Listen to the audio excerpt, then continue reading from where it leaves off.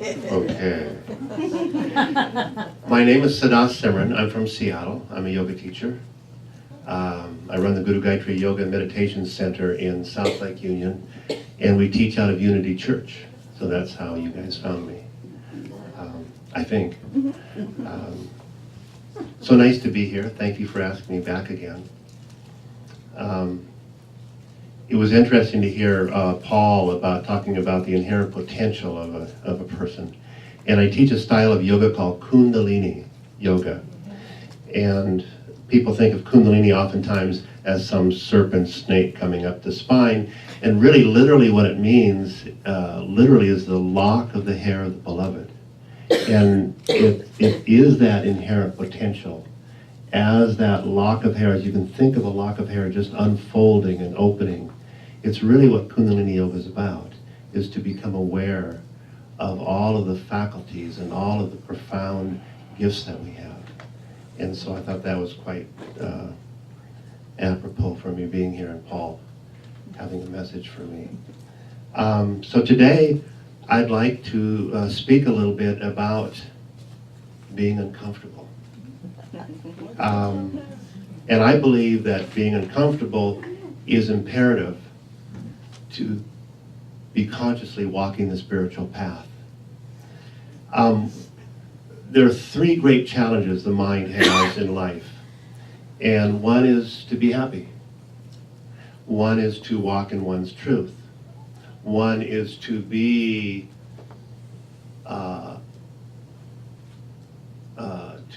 truthful to one's personality when one is in relationship. And without what I call a meditative mind, it's very difficult to reach those goals. And I think we all have that. We all want to be happy. We all want to feel that we're in alignment with our truth. We all want to be able to present ourselves truthfully in relationships so that we can be effective, so that we can receive, that we can project. And when one begins to consciously walk a path of truth, it immediately becomes uncomfortable.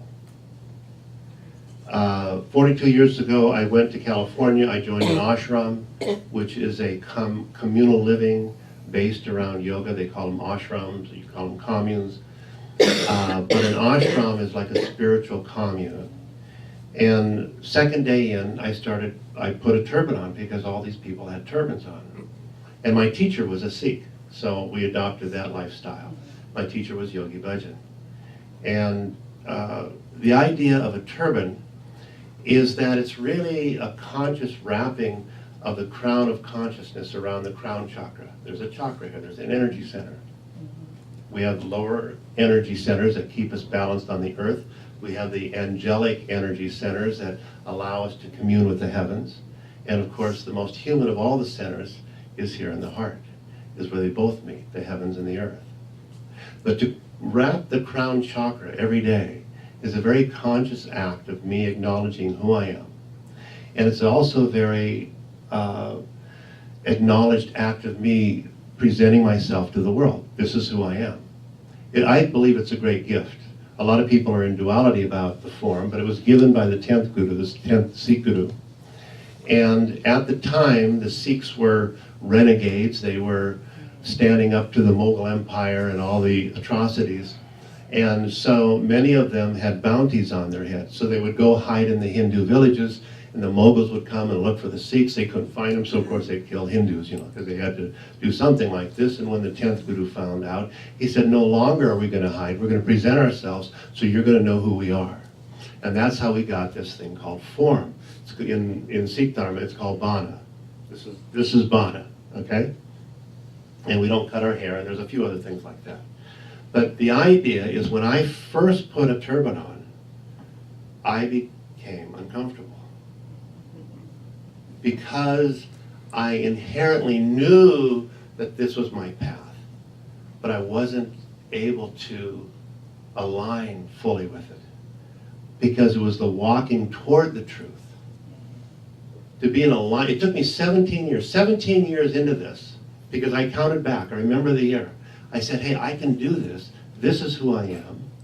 I'm aligned with this. I'm comfortable. anywhere I go to present myself in this form. But prior to that, I was uncomfortable. Now, what do we try to do in life? We try to avoid not being uncomfortable, isn't that right? We make money so that we can have more, what, comfort, huh?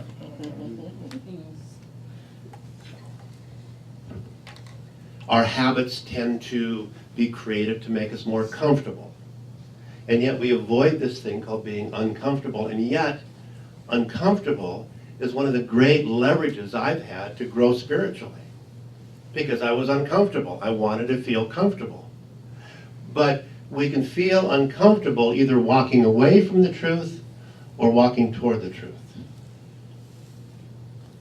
And if we walk away from the truth, what happens? The scriptures tell us the thorn pierces deeper and deeper, doesn't it? It just keeps going in, going in, going in. But to walk toward the truth can be a very uncomfortable act. To embody the truth is where we find our home. But it took me 17 years of doing that. I was interviewed by a person yesterday, and she said, boy, what an act of courage it was for you to walk this path. I said, it was out of desperation. I was an alcoholic at the age of 24. I was on drugs. I was a manic depressive. I needed something to ease the pain. And I found this thing called yoga. But yes, the 17 years were very, very uncomfortable. And it doesn't end, does it? Until the last breath, huh? Yeah. You know, we all, you know, it keeps coming. And we have a choice, you know. Do we have the strength to ride the energy? Yes. Do we have the strength to keep our integrity? Do we have the strength to rise above the drama so that we can see a wider circle and a greater purpose here? Or do we get entangled in that? And it doesn't stop really until the last breath. But I can walk in my truth and present myself very comfortably to you now, which I wasn't able to do for those 17 years. So that being uncomfortable is part of the path. There are many stages in a spiritual path. But without being uncomfortable, I mean, if you're really comfortable, what are you going to do? Well, I'm going back to bed. Okay? I'm going to eat a little bit more. I'm going to stay up late. You know, I'm going to watch a little more TV and roll off the couch, get into bed, and wake up late and forget about my morning meditations. But that's what happens when I'm comfortable. When I'm uncomfortable, I create a discipline for myself. And that discipline is what creates the habits, and of course the habits shape the personality. And so the life that I lead is rising before the sun and doing my meditations. Because as a yogi now, we understand that in the morning time, between the hours of 3 and 6, that, you know, the dream state, the subconscious opens, and all of our anxieties and our subconscious fears come out. And now am I going to take those fears into my daily life, or am I going to sit down and in my meditation take those thoughts and neutralize them and make them into a positive? So that and that's what happens in the morning when you do a spiritual practice. It's just you and your mind. It's just a tussle. The only game in town is you, isn't it? It's you and you. You sit in front of your altar to do your meditation. You go to wherever you do your prayer, and it's just you to you and your God. And your God is that you, isn't it? Isn't it that greater self? You know, Yogi Bhajan, my teacher, once told us a story. He said, and he was telling us, he was sharing with us what the experience was of becoming fully realized. He said, I began to tumble, and I tumbled down this dark hole. And I tumbled, and I tumbled, and when I reached the bottom, I looked up, and there was a mirror, and it was me, and I fell in love. And then I began to tumble again. And again, when I reached the bottom, I looked up, and there was a mirror, and there was me. And again, I fell in love. He says, and I've been tumbling ever since. And I thought that was very profound, to know that my game, my practice, my life is about me, not in an egotistical way, but every occurrence that happens, as we all know, there's something to be learned. Everything is a lesson. Everything is a gift. As a yogi, though, now we understand the pair of opposites are all gifts of the divine. Even the challenges, even being uncomfortable, even, being in front of somebody, talking to somebody, communicating with somebody that you don't want to. I teach yoga. I have a lot of people come to me.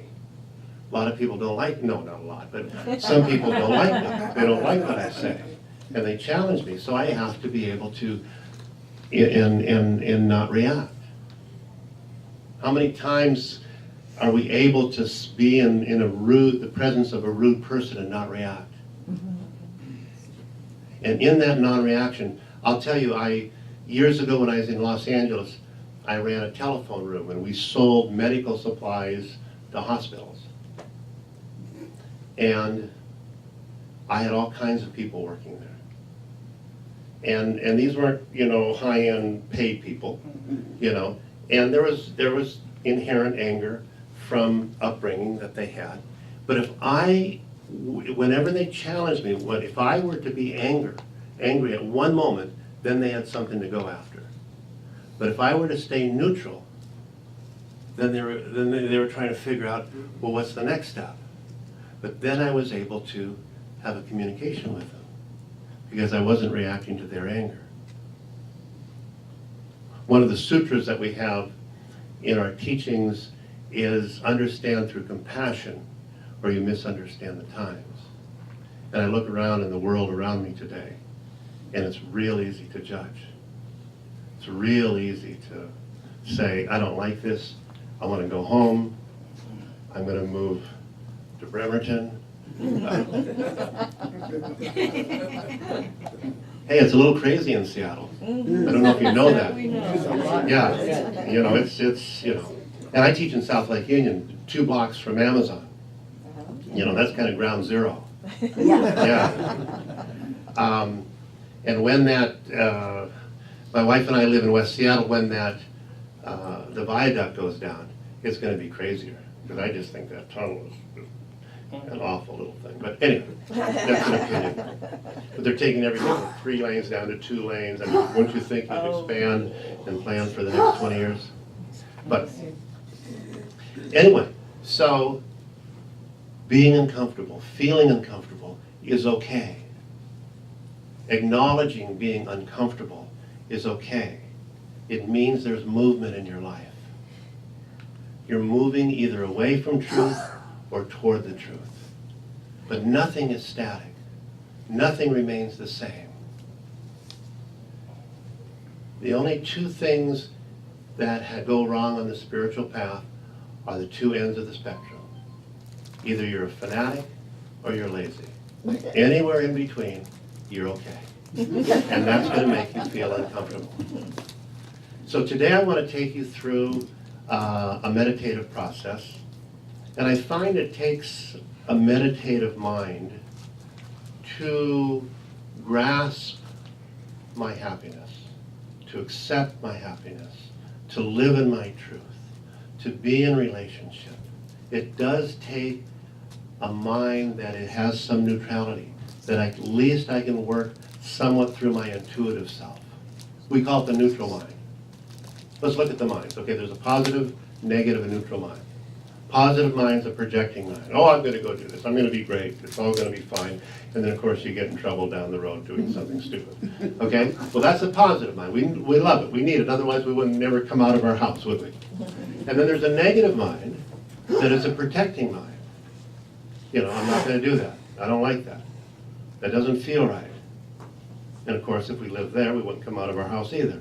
Okay? But then there's what we call in yoga the neutral mind. It's what meditation brings, where you can see the pair of opposites and you react to neither, understanding that both are gifts of the divine. And that's what this is called right here, the Ajna chakra. This is when the mind begins to project from here and you're able to see and understand the sequence and the consequence of your actions. And it's called the intuitive mind. And it's a neutral mind. It doesn't mean that you're not passionate in the world. You keep your passion, but you're neutral in understanding the bigger picture of what's going on. So you don't get tied up in the small piece of it. What happens when we react? We go from here to here, don't we? And then we judge. What happens when we judge? There's a break in communication, isn't there? I mean, look at our Democrats and Republicans. Look at the chasm, because everybody's pointing a finger, aren't they? There's just a chasm. When I judge you, you judge me, we break everything off. But if we can stay here in the compassionate heart, then we can begin to understand that the other person is me. And that what's coming to me is reflected with the other person. So today I want to take you through a little process here. Michael's going to help me here also. I want to induce kind of a little bit of a hypnotic state. It's kind of a self-hypnosis, where I'm not going to tell you to stand on your head or anything. But we're going to go deep into and just sit with ourselves. And we're going to move from the flute into this gong. And the neat thing about a gong is very ancient science. I have a brother-in-law that lives in Thailand, and of course all we do is go from temple to temple in Thailand. It's just a fabulous thing to do. And every temple has a gong. And every gong has dust on it. And I thought, well, maybe they don't know what to do anymore, you know. But when Yogi Bhajan first came to America, he played gong. And he insisted that every ashram in America had a gong, because it's such a profound science. Let me explain it a little bit to you. When we tune in to a Kundalini yoga class, we go Om Namo Gurudev Namo. It's a way of tuning in. We chant the Ong, O-N-G. Ong. It's different than Om. Om is the divine unmanifested. Did anybody read The Proof of Heaven? Read the what? Proof of Heaven, the book? Proof of Heaven. A guy has a near-death experience and he goes over to the other side. What does he hear? He hears Om. Okay? But on this side, we need an earth element, the creative aspect, the creative sound, and that's Ong. Ong. Okay? And think of it this way. So the Big Bang thing happened billions of years ago, correct? Well, we're products of that, right? Okay, we're the manifestation of sound. Sound happened. Vibration happened. We're the manifestation.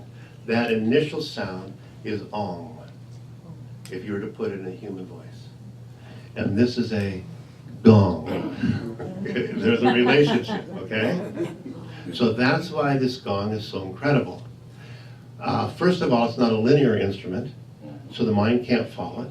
Eventually the mind surrenders to it, and that's when the gong begins to do its best work. It moves into your body, and it's like a vibrational massage on a cellular level.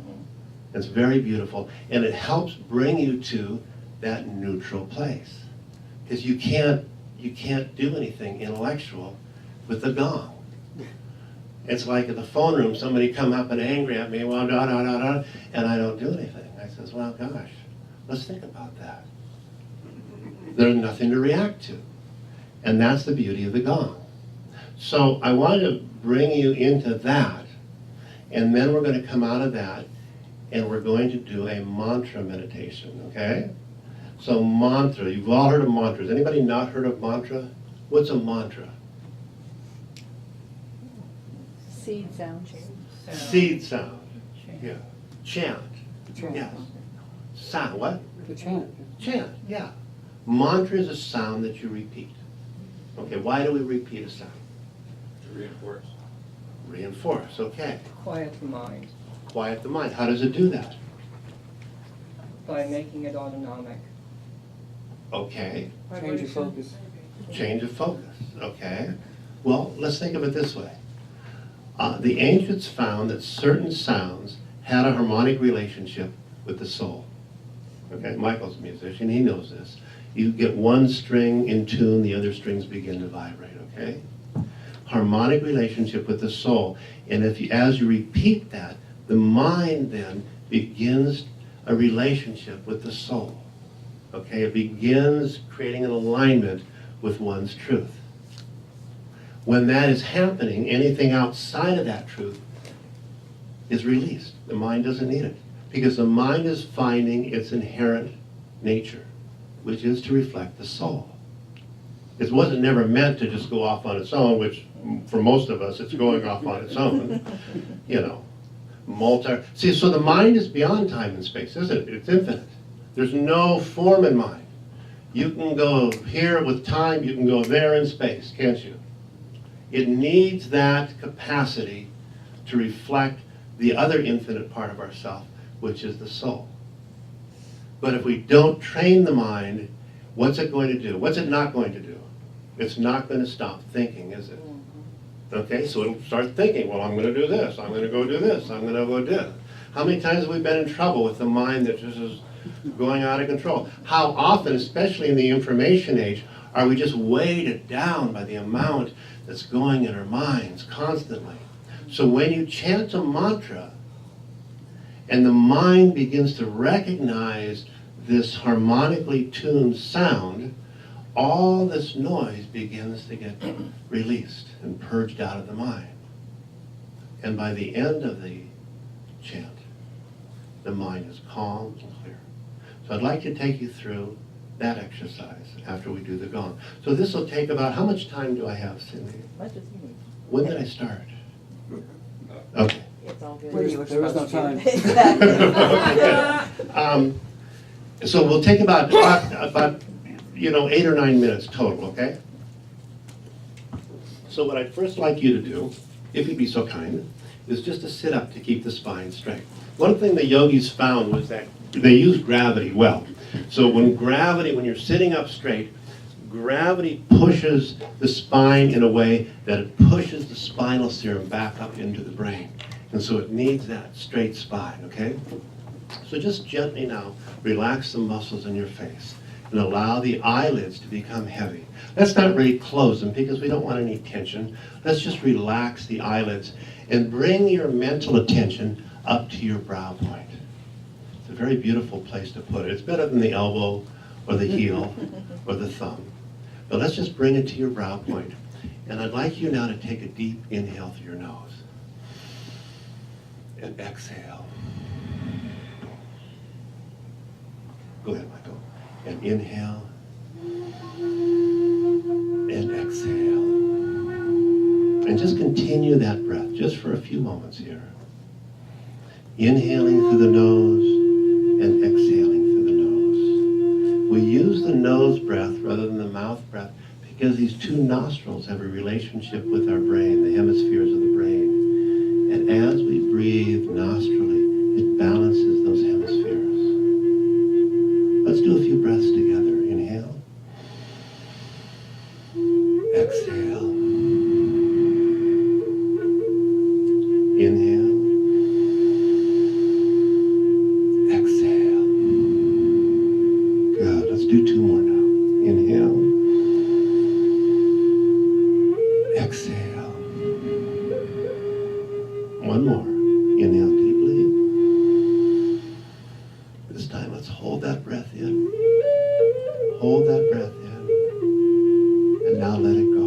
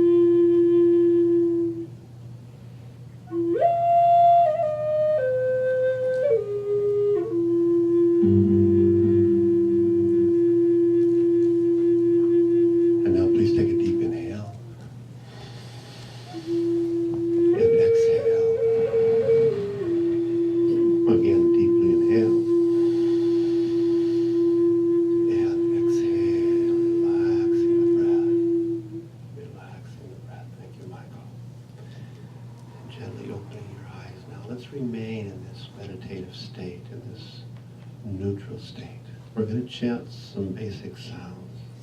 There are 4 sounds. Sa, ta, na, ma. Okay? It's got the ah sound, okay, the God sound. The ah, the Allah, Rama, Jehovah, sa, ta. Now, Yogi Bhajan told us these were the primal sounds that material began to take shape in the universe. And these sounds will balance the emotional body. As you chant the sounds, press the finger to the thumb. Forefinger, middle finger, ring finger, little finger. Sa, ta, na, ma. So we're going to just kind of chant along with the music. So again, just relax your eyelids again. Bring your attention to your brow. And just for 3 minutes, let's just chant these sounds. Don't worry about what the mind does. Let it do whatever it wants to do. Try your best to keep it at the brow. If it tends to wander, which it will, when you remember, bring it back to the brow. Let's chant. Sa, ta, na, ma. Sa, ta, na, ma. Sa, ta, na, ma. Good. Sa, ta, na, ma. Sa, ta, na, ma. Sa, ta, na, ma.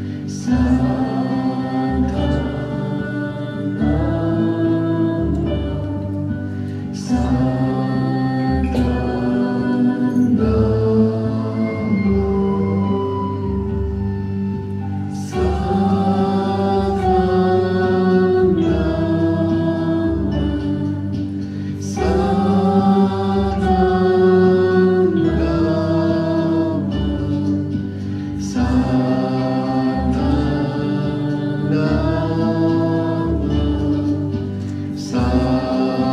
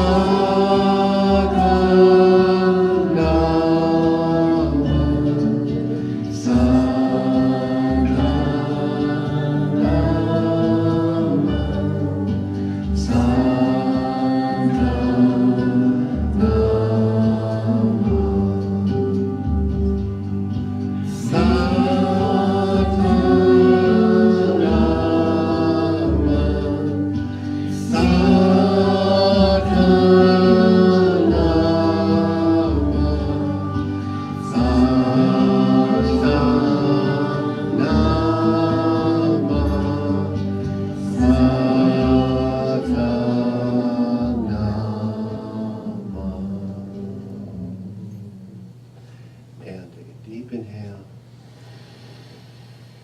Hold the breath. And let it go. Relaxing the breath. And opening your eyes gently.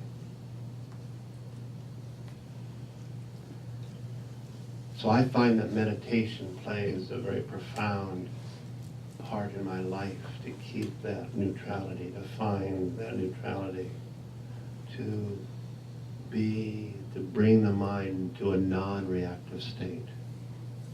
And when I can do that, I'm able to see my truth. And I'm able to be comfortable or being uncomfortable as I reach for my truth. And that may be a lifetime endeavor. Reaching for my truth, aligning with my truth.